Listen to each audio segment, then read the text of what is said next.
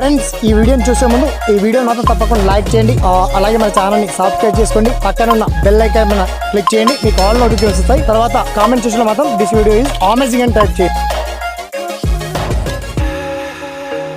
Hello hi అండి, అందరికీ నమస్తే. నా పేరు శ్రీనివాస్, మీరు చూస్తున్నారు ఎస్పిఎన్ ఎడ్యుకేషన్ యూట్యూబ్ ఛానల్.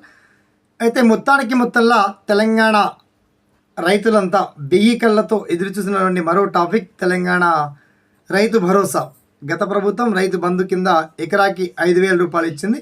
అయితే ఈ ప్రభుత్వం అధికారంలోకి వచ్చాక ఎకరాకి 7,500 రూపాయలు చొప్పున 2 విడతల్లో కలిపి 15,000 రూపాయలు అందిస్తామన్నటువంటి ప్రభుత్వం అందియలేకపోయింది. అయితే దీనికి సంబంధించి వ్యవసాయ శాఖ మంత్రి మనకు మినిస్టర్ గారు తుమ్మల నాగేశ్వరరావు ఒక స్పష్టమైనటువంటి క్లారిటీ ఇచ్చారండి. అసలు ఈ ప్రభుత్వం నిజంగా అంటే రైతులు నిజంగా ఈ ప్రభుత్వం మాఫీ అంటే వన్స్ మనకి ఈ రైతు బంధు కావచ్చు, రైతు భరోసా కావచ్చు, ఎకరాకి 7,000 రూపాయలు ఈ వానాకాలం సీజన్ అందించేనా అసలు వస్తాయా రావా, పోనీ యాసంగి సీజన్ నుంచైనా కనీసం ప్రారంభిస్తారా అని చాలామందికి ఒక టెన్షన్ వాతావరణం ఉండి దానికి తెరదింపడానికి మంత్రి గారు అయితే ఒక చిన్న mini statement and update information తెలియజేశారు. దీనికి సంబంధించి పర్టికులర్ డీటెయిల్స్ ఏంటో మనం షార్ట్ అండ్ క్లియర్ కట్గా తెలుసుకుందాం. ఓకేనా? So let start our topic.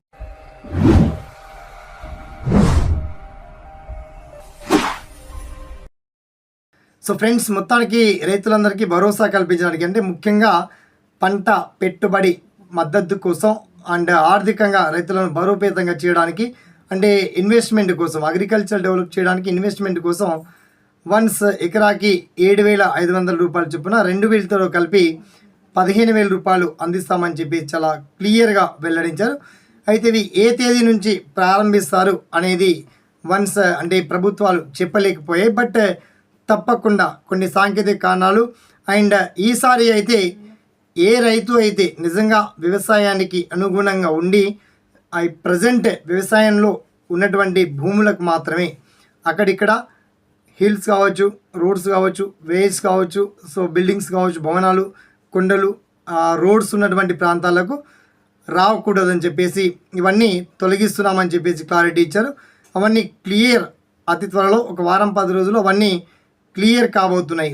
So ఎకరాకి 7,500 రూపాయలు చొప్పున ప్రతి ఒక్క రైతుకి ఈ వానాకాలం రైతు బంధు పేమెంట్తో పాటు నెక్స్ట్ యాసంగి పేమెంట్ కూడా ఇస్తామని చెప్పేసి మంత్రి గారు అంటే తుమ్మల నాగేశ్వరరావు గారు వ్యవసాయ శాఖ మంత్రి క్లారిటీ ఇచ్చారు.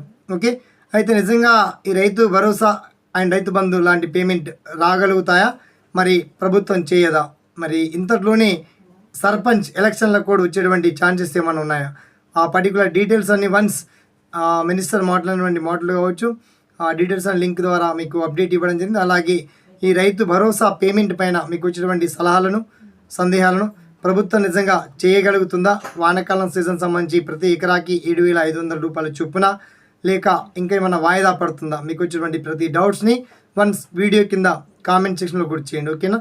సదా మీ సేవలో ఈ SPN education YouTube channel. Thanks for watching. జై హింద్.